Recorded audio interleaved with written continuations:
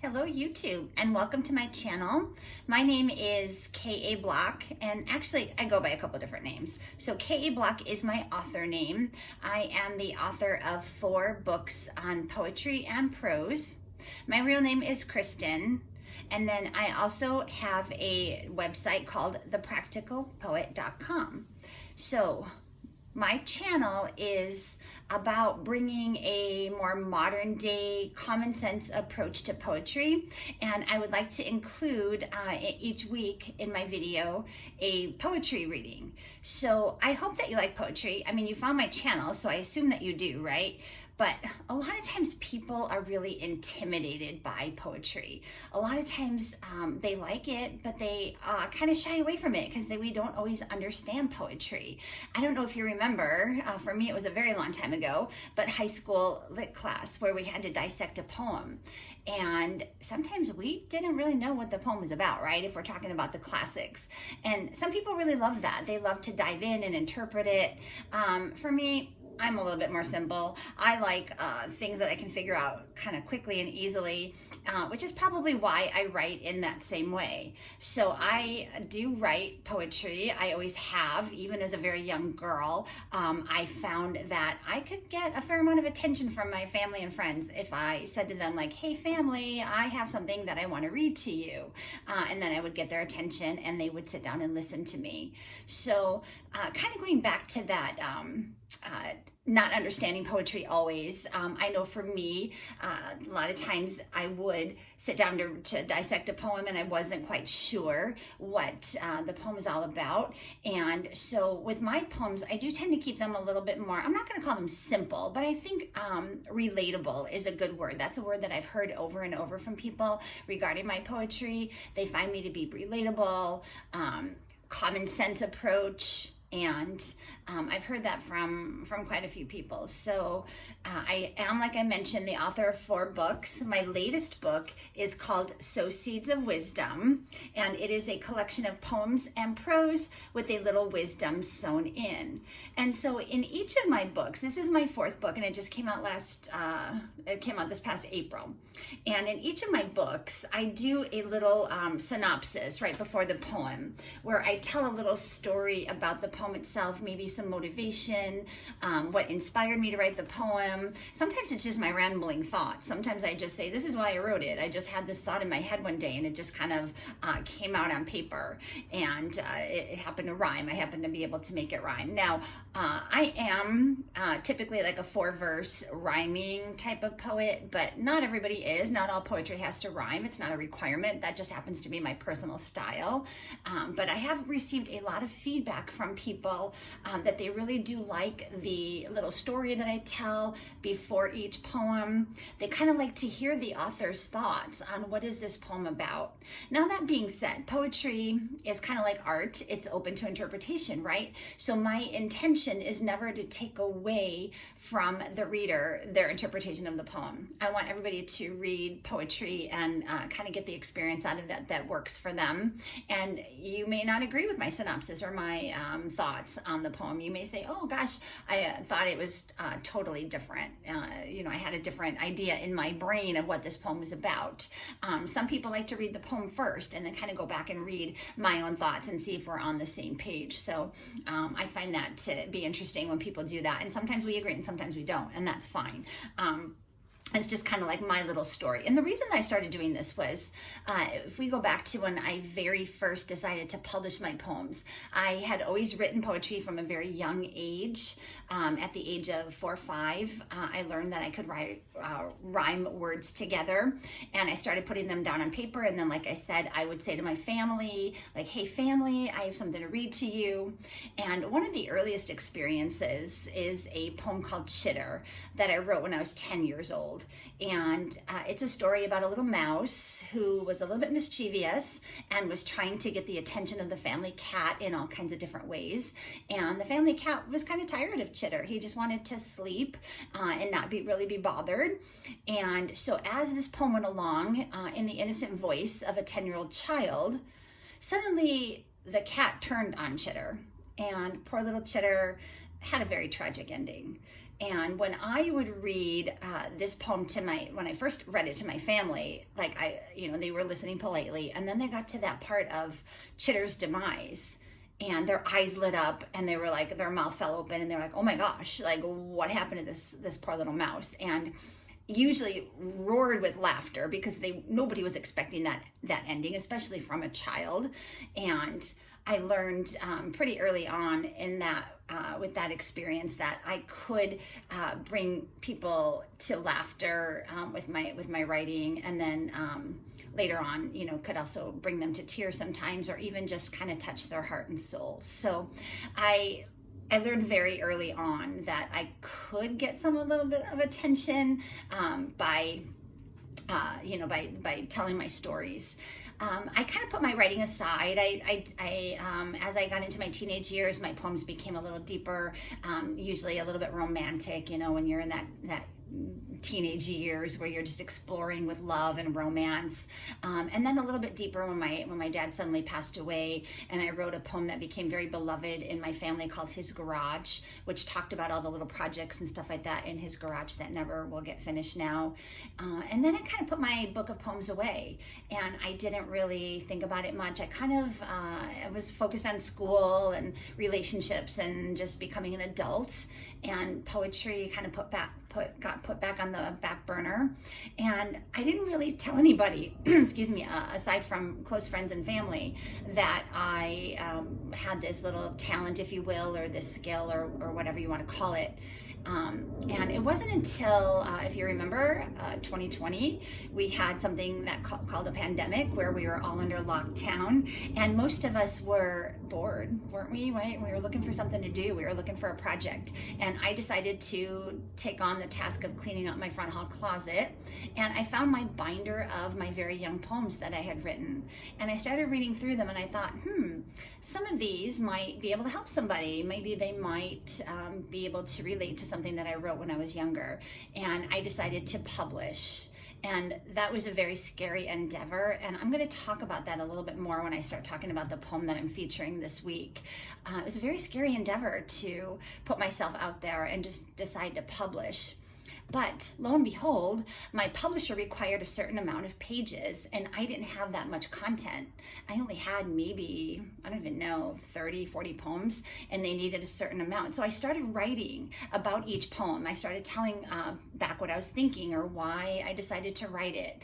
And I got a lot of really positive feedback when the book finally did come out. That is, by the way, my first book, called Walk Through a Field of Flowers, and it was named after a creative writing journal that we had to keep when I was in about 5th grade, and the name just kind of stuck with me. So people really enjoyed reading like the author's thoughts. They kind of enjoyed reading my little backstory to the poem. The feedback that I got from there kind of spurred me on to start writing again. And before I knew it, I had enough material for my second book, which is called Scatter Seeds of Kindness. Shortly after that, my third book, Gather Seeds of Hope. And then most recently, Sow Seeds of Wisdom. So those are all in like what I call the Seeds family. And I've continued that little if you will, just kind of writing about each poem before, my motivation and stuff like that, and telling the little backstory before each poem. So what I like to do, and again, I mentioned earlier that my site, as you may have noticed, is called The Practical Poet.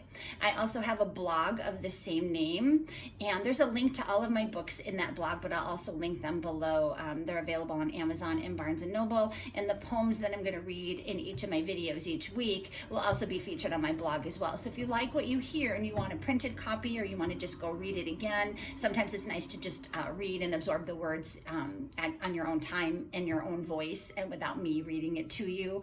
So those are available. So The Practical Poet, again, is just something that I came up with because so many people have told me that my poems are relatable, and I was going to call myself the relatable poet, but to be honest with you, the word relatable has a lot of vowels, and I can't always remember how to spell if the E it gets dropped off before we add on the word able or not. So I figured, hey, I'm a pretty good speller, and if I struggle with that, maybe others will too.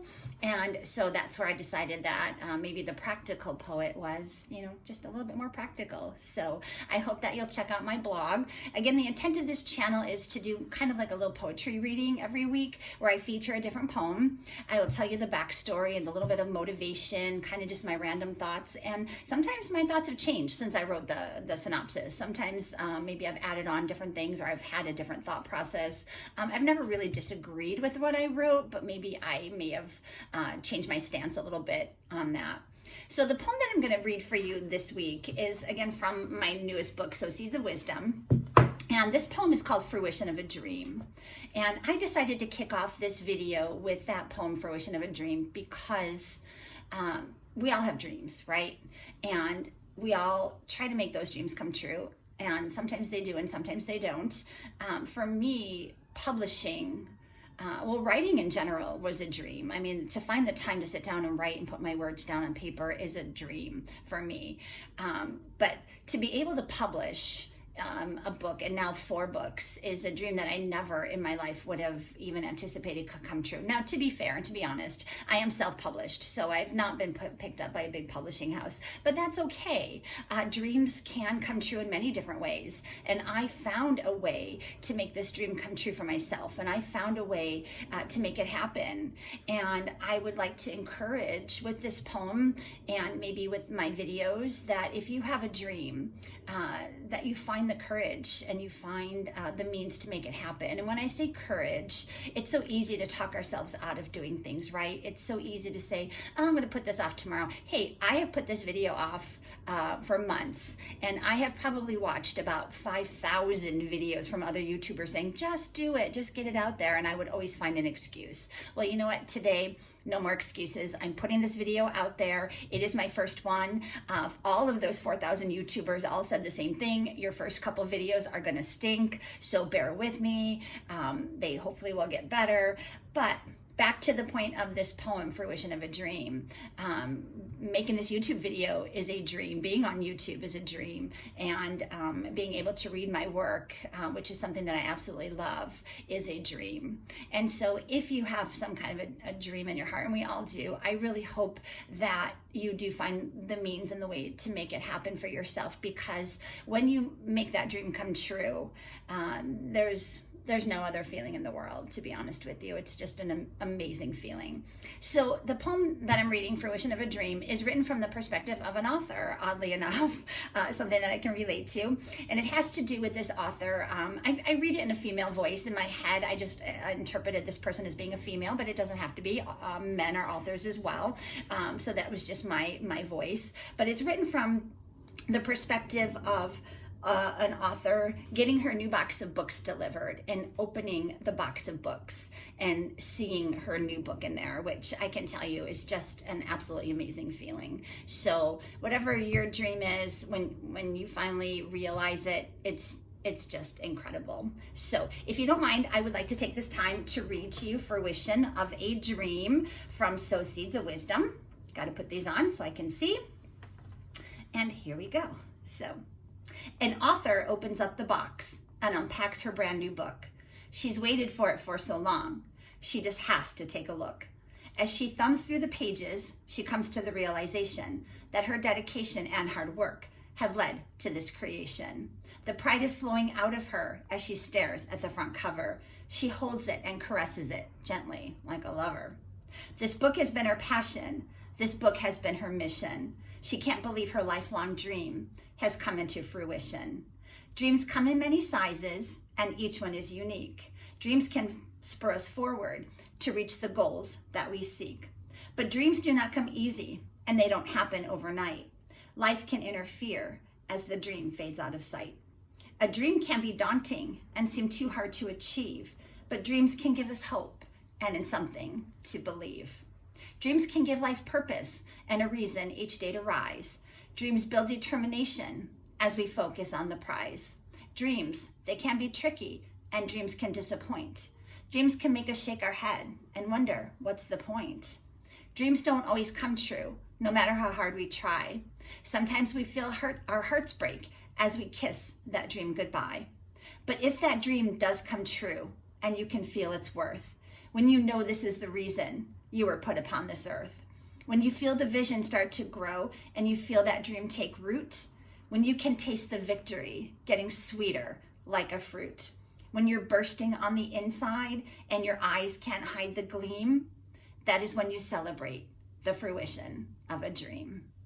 So thank you for allowing me to read that poem to you from Sow Seeds of Wisdom, my latest book. The book is available through Amazon and Barnes & Noble. I will link below. If you also head over to my blog, thepracticalpoet.com, you will find a printed copy of Fruition of a Dream and a little bit more of the backstory on that poem. And then also there is a tab there with all of the links to my books. So again, each week I look forward to reading a little poem to you, a little bit of the backstory, and I hope we get to know each other a little bit more through my poetry, and I hope that you enjoy it. And again, if you have that dream, go out there and make it happen. So until next time, thank you so much for listening, and have a great rest of your week.